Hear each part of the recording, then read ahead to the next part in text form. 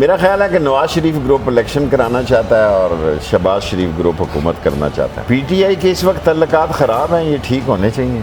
ہماری پالیسی غلام ہے، ہم آزاد خارجہ پالیسی کی بنیاد عمران خان رکھنا چاہتا ہے۔ ووٹوں کو خرید کر 2 ووٹوں کی اکثریت سے حکومت بنائی ہے، جو ناکام بھی ہے، یہ احمق ہیں، نالائق ہیں، نکمے ہیں، نکٹو ہیں۔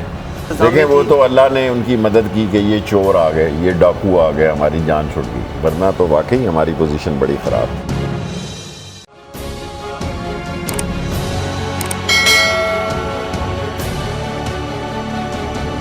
السلام علیکم جی، وساوٹ ڈیجیٹل کی اسکرین پر آپ دیکھ رہے ہیں احسن واحد کو۔ اس وقت میرے ساتھ موجود ہیں پاکستان کے سب سے سینئر، تجربہ کار، عوامی اور باخبر سیاستدان شیخ رشید صاحب۔ السلام علیکم سر۔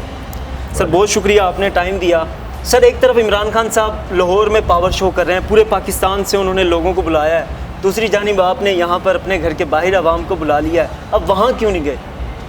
ہم یہ 50 سال سے کر رہے ہیں اور یہاں اسی کی سکرین لگا رہے ہیں، اسی کی تقریر سنائیں گے، اپنی تقریر تو ابھی کر لیں گے۔ اور ہم یہ اپنا سٹیج اپنے مخالفوں کو نہیں دینا چاہتے تھے، کیونکہ اگلے چوک میں پھر اور پارٹیاں ہیں، پیچھے ہمارے اور پارٹیاں ہیں، تو ہم تو کالج لائف سے کر رہے ہیں، 68 سے ہم یہ جلسہ کر رہے ہیں، تو یہ اسی کا ایک سلسلہ۔ ہاں 50 سال پورے ہو رہے ہیں آج ہمارے۔ سر آپ کے متعلق ایک تاثر بھی پایا جا رہا ہے کہ آپ وکٹ کے دونوں جانب کھیل رہے ہیں، کیا یہ درست ہے؟ کھیلنا تو چاہیے، اس دفعہ تو صرف عمران خان کے ساتھ کھیل رہا ہوں۔ مطلب اس طرف آپ پنڈی کے ساتھ نہیں ہیں؟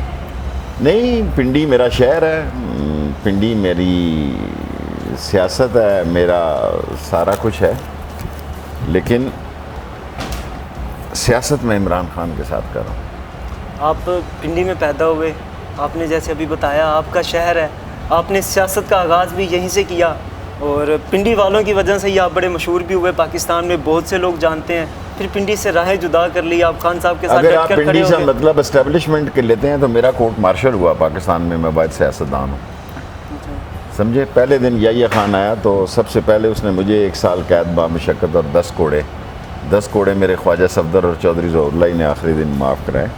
میں آپ کیا سمجھتے ہیں، یہ نواز شریف یہ جی ایچ کیو کی پیداوار نہیں ہے، گیٹ نمبر 4 کی، اور سارے اس گملوں سے پیدا ہوئے؟ کسی اور سیاستدان کا بتاؤ جو فوجی گملے سے نہیں پیدا ہوا یا فوج کی نرسری سے نہیں پیدا ہوا۔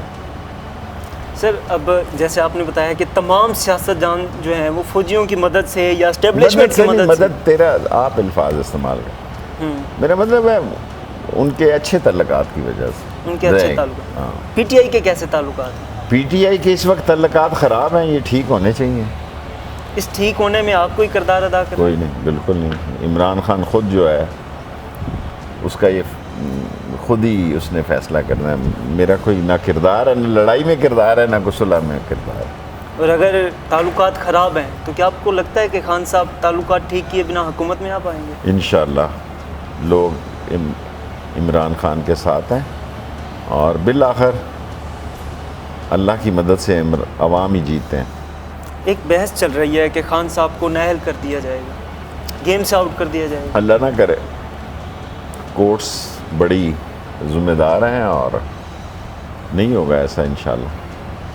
اگر ہو گیا ہو گیا تو میرا مطلب ہے تو پھر کورٹ سے ٹھیک ہو جائے گا، ہو کیسے جائے گا وہ، یہ کوئی میرا مطلب ہے سر آپ نے تو نہیں کرنا نا۔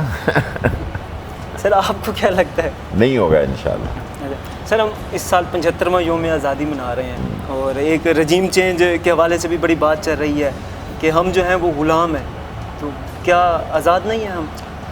دیکھیں ہماری پالیسی غلام ہے، ہم آزاد خارجہ پالیسی کی بنیاد عمران خان رکھنا چاہتا ہے۔ غلامی سے جو وہ کہتا ہے وہ درست کہتا ہے کہ ہم نے غلامی سے اس لیے آزادی لی تاکہ ہم آزاد سوچ کے ساتھ خود مختار سیاست کریں اور آزاد سیاست کریں، یہ وہ کہتا ہے، اور یہ ساری قوم کی آواز۔ سر اگر ہم غلام ہیں، ہماری خارجہ پالیسی غلام ہے، ہماری خارجہ پالیسی غلام ہے، آپ یا اپنا انٹرویو کریں یا میرا انٹرویو لیں، میڈم آپ اپنی بات علیحدہ بتائیں، اس کو مجھ سے سوال کریں، یہ نہ کہیں کہ اب آپ میری بات اپنے منہ میں ڈال کے پیش کریں، ابھی آپ بہت چھوٹے ہیں مجھ سے۔ نہیں سر، میں تو بہت چھوٹا ہوں، میں تو سیکھ رہا ہوں سر، آپ سے ایسا سیکھے نا کہ الٹے نہ سیکھے نا، سیدھا سیدھا سیکھے۔ سر موجودہ حالات میں کیا دیکھ رہے ہیں؟ انشاءاللہ تعالی حالات بہتر ہوں گے، اور اگر اللہ کو منظور ہوا تو عمران خان کو جو اس وقت مینڈیٹ حاصل ہے اور ان کے جو بے وقوفیاں ہیں، جو انہوں نے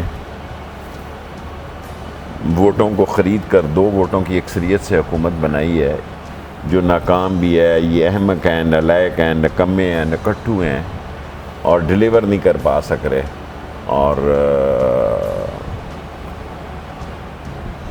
10 کروڑ لوگوں کو مہنگائی میں جکڑ دیا ہے۔ 140 ملین لوگوں کی جیب میں موبائل فون ہے، وہ سمجھ لیں ایسی کہ 140 جیبوں میں کلاشن کوف پڑی ہوئی ہے۔ سو ایک باشعور نوجوان طبقہ جاگ گیا ہے، وہ عمران خان کے ساتھ۔